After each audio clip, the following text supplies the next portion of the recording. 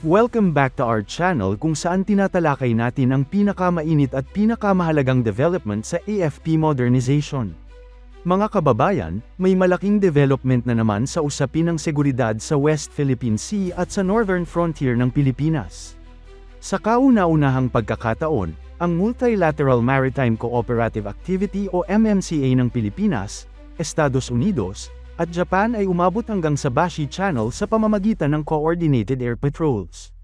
At kasabay nito, may isa pang magandang balita, ang anti-submarine warfare corvette ng Philippine Navy na si Philippine Navy na BRP Conrado Yap ay balikdagat na matapos ang maintenance, repair, and overhaul o MRO. Unahin natin ang mas malaking strategic picture. Ang Bashi Channel ay ang makitid ngunit napakahalagang daanan ng dagat sa pagitan ng Mavulas Island sa Batanes at ng Taiwan. Ito ang isa sa mga pinaka-strategic choke points sa rehiyon. Dito dumadaan ang maraming military at commercial vessels na nag-uugnay sa West Philippine Sea at sa mas malawak na Pacific Ocean. Sa madaling salita, kung may tensyon sa Taiwan Strait o sa West Philippine Sea, ang Bashi Channel ay magiging critical area. Sa ika-15 na MMCA na isinagawa mula February 20 hanggang 26, pinalawak ng Pilipinas, US, at Japan ang kanilang coordinated activities. Sa unang pagkakataon, umabot ang air patrols hanggang Bashi Channel. Hindi lang ito simpleng routine flight. Ito ay malinaw na mensahe ng interoperability, presence, at deterrence. Mula sa panig ng Pilipinas, nag-deploy ang Armed Forces of the Philippines ng kombinasyon ng naval at air assets. Nariyan ang guided missile frigate na BRP Antonio Luna na may embarked AW-159 helicopter. Ang barkong ito ay isa sa pinakamodernong surface combatants ng bansa, may kakayahan sa anti-air, anti-surface, at anti-submarine warfare. Sa himpapawid naman, lumipad ang FA-50 fighter jets ng Philippine Air Force, kasama ang C-208B aircraft, A-29 Super Tucano, at Sokol helicopter. Ang kombinasyong ito ay nagpapakita ng layered capability, mula surveillance hanggang close air support at maritime patrol.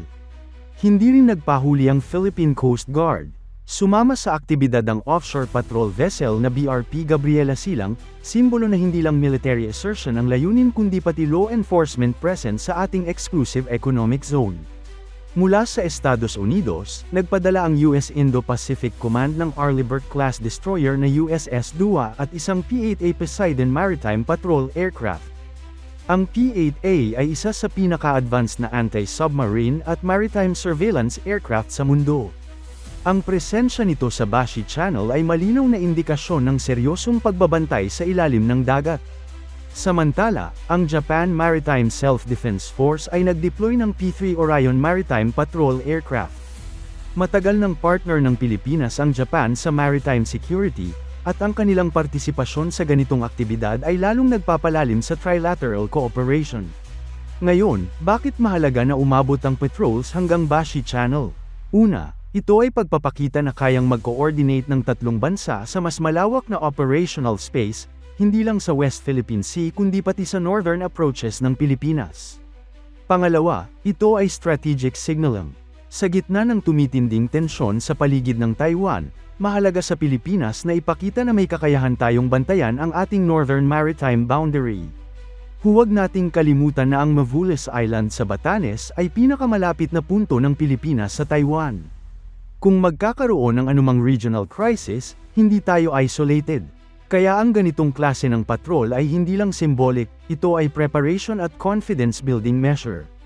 At habang lumalawak ang ating cooperative patrols, may isa pang development na magpapalakas sa ating sariling kakayahan sa dagat. Balikdagat na ang BRP Conrado Yap o PS-30. Ang barkong ito ay isang Pohang-class corvette na nakuha ng Pilipinas mula South Korea. Isa ito sa mga pinaka-importanteng anti-submarine warfare platforms ng Philippine Navy. Matapos ang maintenance, repair, and overhaul, sariwa na ulit sa serbisyo ang Conrado Yap. Isa sa mga mahalagang upgrade ay ang pag-install ng bagong propellers mula South Korea. Maaaring simple pakinggan ang propeller replacement, pero sa naval engineering, napakahalaga nito. Ang tamang propeller design ay direktang nakakaapekto sa fuel efficiency, speed, vibration levels, at acoustic signature ng barko. Sa anti-submarine warfare, mahalaga ang mababang ingay o low acoustic signature. Kapag mas tahimik ang barko, mas mahirap itong matukoy ng submarines at mas epektibo ang sariling sonar systems nito. Kaya ang bagong propellers ay hindi lang maintenance item, ito ay capability enhancement. Ang pagbabalik ng Conrado Yap ay dumating sa tamang panahon. Habang patuloy ang MMCA at lumalawak ang patrol areas, kailangan ng Philippine Navy ng mas maraming hulls na may tunay na combat capability. Hindi sapat ang presensya lamang, kailangan din ng deterrent power. Marami ang umaasa na makakadagdag pa ang Pilipinas ng mas maraming Pohang-class corvettes o iba pang second-hand ngunit upgraded platforms mula South Korea. Sa kasalukuyang modernization program, mahalaga ang balance sa pagitan ng brand new assets at cost-effective acquisitions na agad mapapakinabangan. Kung pagsasamahin natin ang dalawang development na ito, ang pag-abot ng MMCA patrol sa Bashi Channel at ang pagbabalik serbisyo ng Conrado Yap, makikita natin ang mas malaking larawan, unti-unting lumalawak at lumalalim ang maritime defense posture ng Pilipinas. Hindi ito overnight transformation. Ito ay resulta ng tuloy-tuloy na modernization, alliance building, at strategic recalibration. Ang trilateral cooperation kasama ang US at Japan ay nagbibigay sa Pilipinas ng access sa advanced training, intelligence sharing, at interoperability standards. Sa kabilang banda, ang pagpapalakas ng sariling fleet gaya ng pag-maintain at pag-upgrade ng Conrado Yap ay nagpapakita na hindi lang tayo umaasa sa allies. Pinapalakas din natin ang sariling kakayahan. Sa perspektibo ng regional security, ang Bashi Channel ay magiging mas mahalaga sa mga susunod na taon.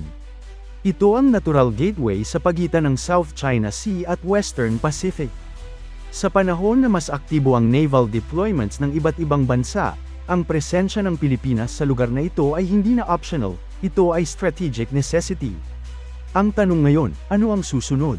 Posibleng mas dumalas ang MMCA activities, at hindi malayong mas lumawak pa ang saklaw nito. Maaaring mas maraming joint air patrols, mas komplikadong naval maneuvers, at mas integrated command and control systems sa hinaharap. Para sa Philippine Navy, ang pagbabalik ng Conrado Yap ay pansamantalang ginhawa, pero kailangan pa rin ng karagdagang anti-submarine assets. Sa ilalim ng dagat nagtatago ang isa sa pinakamalalaking banta sa modern naval warfare. Kaya ang pagkakaroon ng sapat na ASW platforms, helicopters, at maritime patrol aircraft ay kritikal. Sa huli, ang mensahe ng mga kaganapang ito ay malinaw, ang Pilipinas ay hindi na passive observer sa sarili nitong karagatan. Sa pamamagitan ng partnerships at modernization, mas aktibo na ang ating papel sa paghubog ng seguridad sa Indo-Pacific. Ang paglipad ng FA-50 sa Bashi Channel, ang paglayag ng Antonio Luna, ang presensya ng USS Dua at Japanese P-3 Orion, at ang pagbabalik ng Conrado Yap, lahat ito ay piraso ng mas malaking estratehikong puzzle. At habang patuloy nating binabantayan ang West Philippine Sea at ang ating northern frontier, isang bagay ang malinaw, ang laban para sa maritime security ay hindi lamang tungkol sa teritoryo. Ito ay tungkol sa kakayahan, credibility, at commitment. Mga kababayan, ito ang bagong yugto ng maritime defense ng Pilipinas, mas malawak ang saklaw, mas malalim ang kooperasyon, at mas handa ang ating mga barko at eroplano na ipagtanggol ang ating karagatan.